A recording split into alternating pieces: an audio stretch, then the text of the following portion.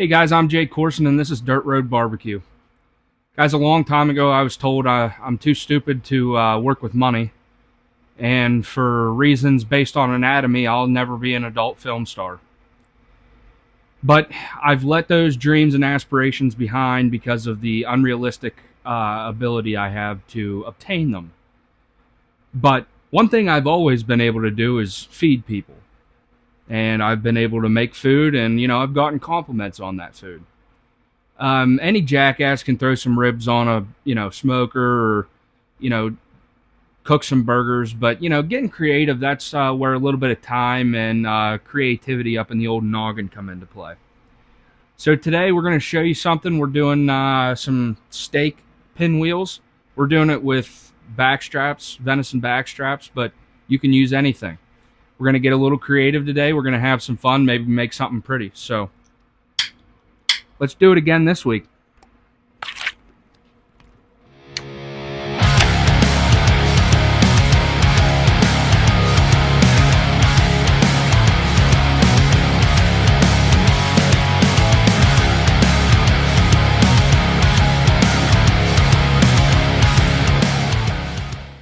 All right, guys, so here we are over at the table here.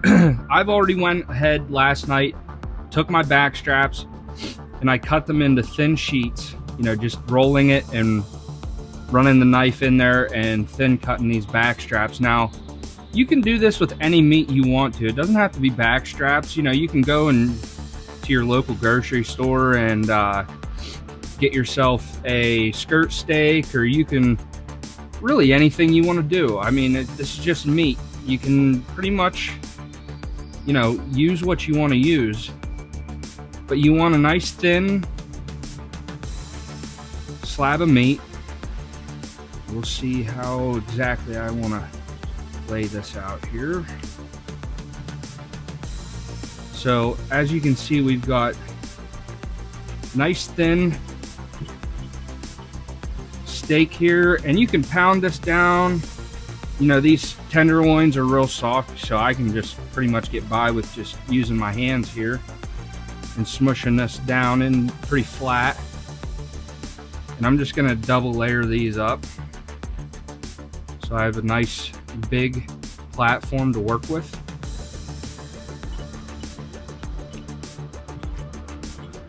And like I said, I'm just going ahead making this nice and thin.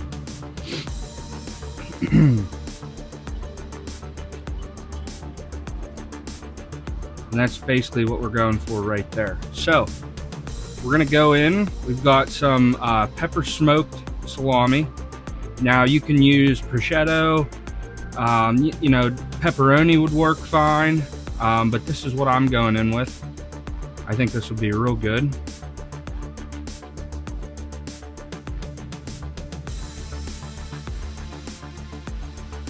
All right, now there we are. So now we're just going in with provolone cheese. Use the cheese that you like. You could use Swiss. You could use a smoked cheese for this. Really, it's up to you. Like I said, don't be afraid to get creative. Just because I do something a certain way never means that you have to do it that way. And that goes with anything. You see, just not even only my videos, but like you see a cooking video online, use your common sense. You can play around with this stuff. Use different things. Use different spices, different rubs, different cheeses, different meats. Hell, most of these things, if you're cooking it in a smoker, you can do it in the oven if you don't have the equipment to do it in a smoker. If you don't have a smoker, that's fine. Nothing says you have to do everything the same exact way somebody else does it.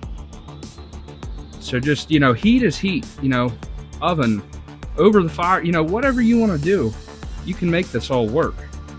So we're going to go in now. Now this is some chimichurri that I mixed up. I'll cut to a video on how I make that right now.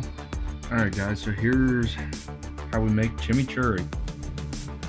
Quick and easy. It's nothing that's super hard. The hardest part is picking off your parsley leaves and chopping them up.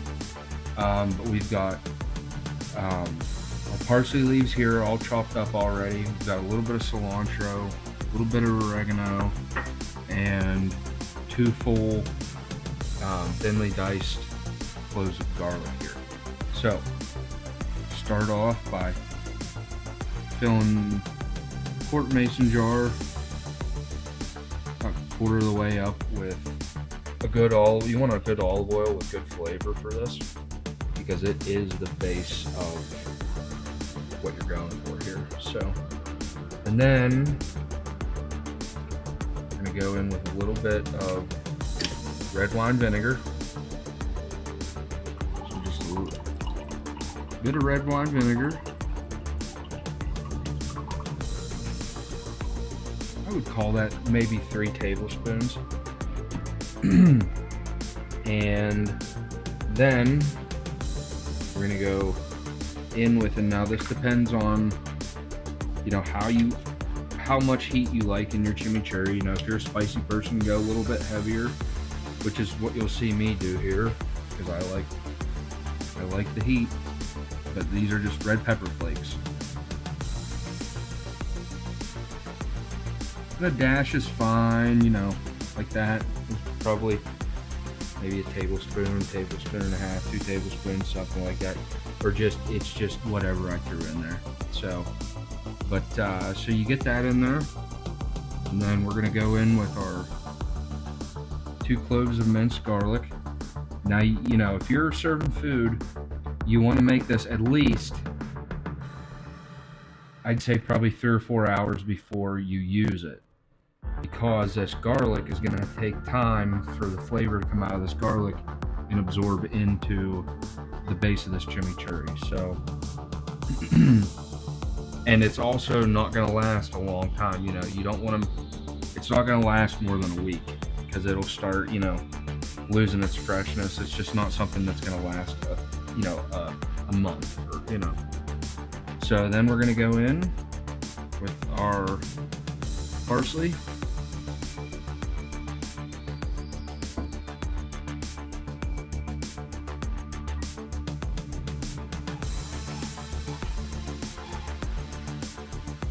And this is what, now you don't want to throw all this stuff in a blender, because this is where all your character comes from, is just thinly diced. You know, a blender's gonna mash this stuff up, and you want, you know, some coarseness to your ingredients here, I guess I'll call it, because that's, like I said, that's where all your character's coming from. That's what a chimichurri should look like.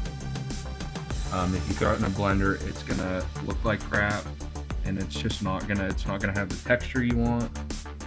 Okay, so a little bit of cilantro, not much cilantro. I would say just put, you know, a pinch of cilantro in your fingers. Toss that in there. Plenty of that. And then also with the oregano, just another pinch. And that's plenty. Actually, I'm gonna throw a little bit more olive oil in there, because I did have a lot of parsley in there.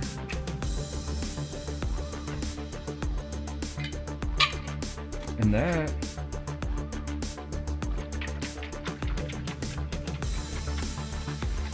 give her a shake.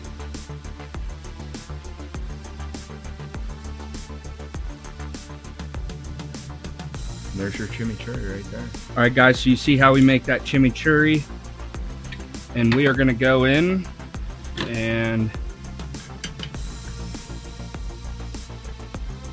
spoon this chimichurri right on there.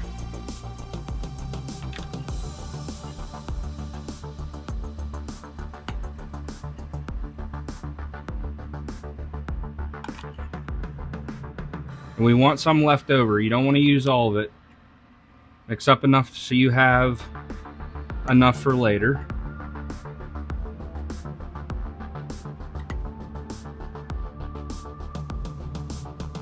You know, we'll end up making a mess here, but it's all right.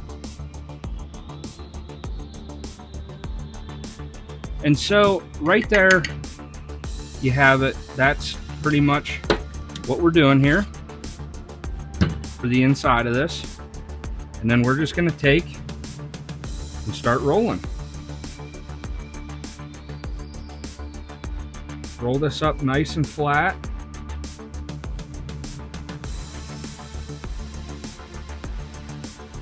into a nice pinwheel.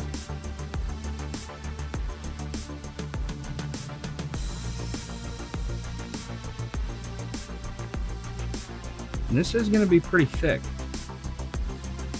You know, that's all right. So we're just rolling this up. A lot of our chimichurri is going to run out of there. That's okay.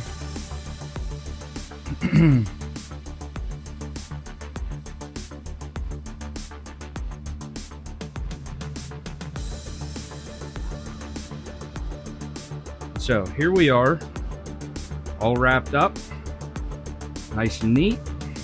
Lay that right on there like that. We're gonna tie this sucker up.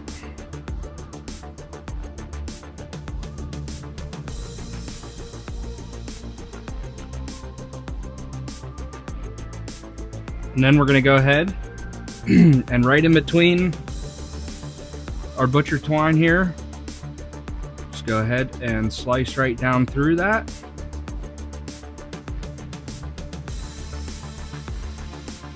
Just want to get nice right in between, nice even chunks is the game plan.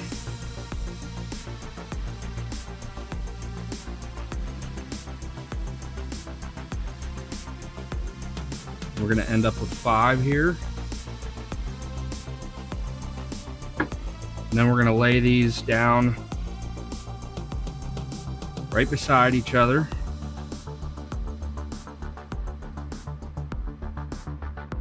Guys, we're doing it again. We're making a mess.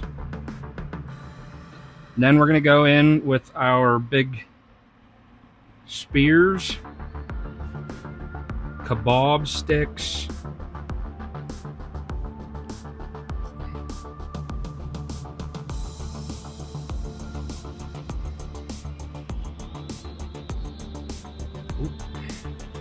we went a little low.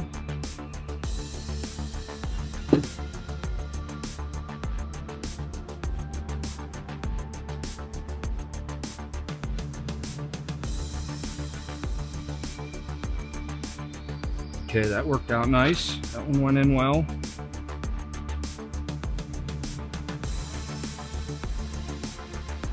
I'm going in with 2 just because it's going to sturdy this up, make it a hell of a lot easier to handle. One ended up low too.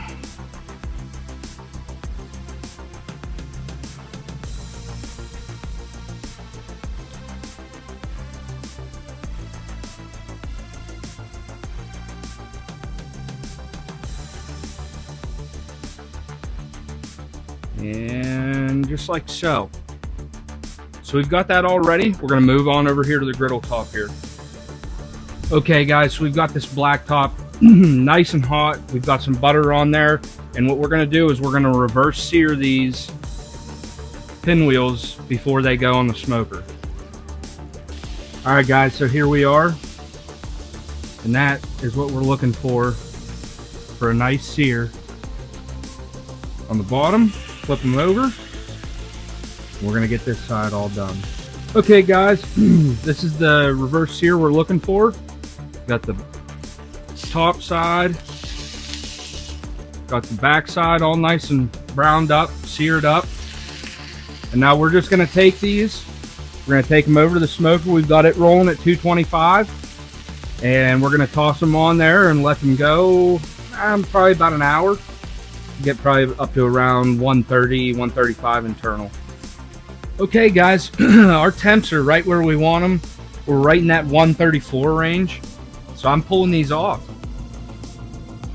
Go ahead and pull these probes out. This is backstrap, so we don't want to overcook it. You know, if you're going with steak or, you know, a strip steak or something like that, you don't, you know, it can be on there longer. But just look at how beautiful that is. And we are going to go ahead and pull our skewers out of there. We're going to do a little bit of flashy shit here. Going to get some showboat points. Move this over. Everything's slippery now.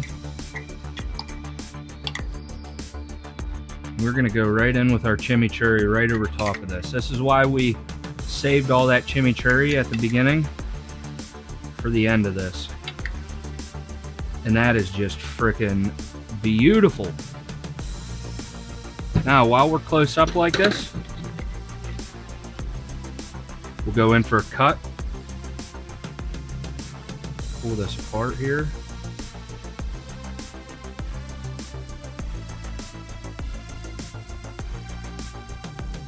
Oh, I guess we gotta take our butcher twine off first.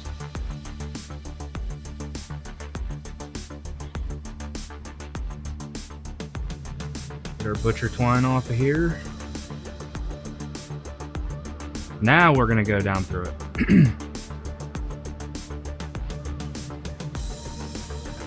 And guys, look at that. That's awesome. Juicy.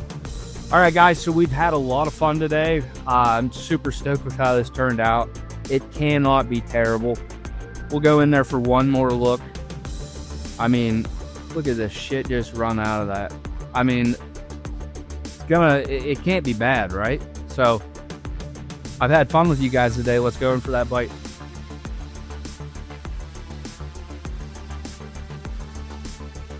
Oh. Dude, that is so good. This is one of those things that I'm gonna be doing again.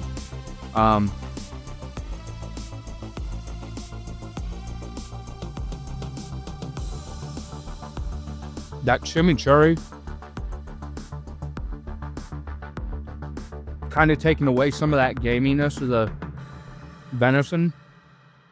You know, we did the backstrap turned out really good. I think we took it off at just the right time. And that smoked pepper salami in there is another nice flavor inside that. Guys, I don't think you can beat that. I really don't. When it comes to cooking whitetail deer, I mean, and like I said, you can do this with any meat, but for backstrap, man, that is the shit. That's so good. That'll do.